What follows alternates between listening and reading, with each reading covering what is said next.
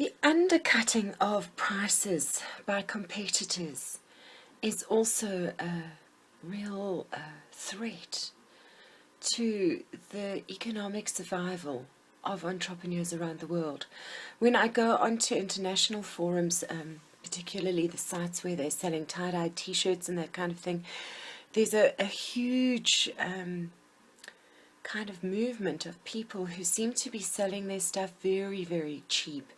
which makes it very difficult for anybody else to be competitive in the market. And what inevitably happens is that these people who sell their products at such a low price are not sustainable, so they very quickly disappear out of the marketplace altogether,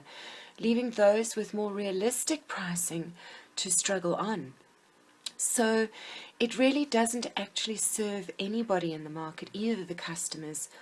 or you as a trader, to sell the products too cheaply, because you're actually affecting the sustainability of the industry as a whole for all of the players involved.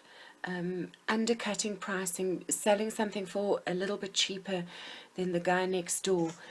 just to get a better price, is never ever a great strategy.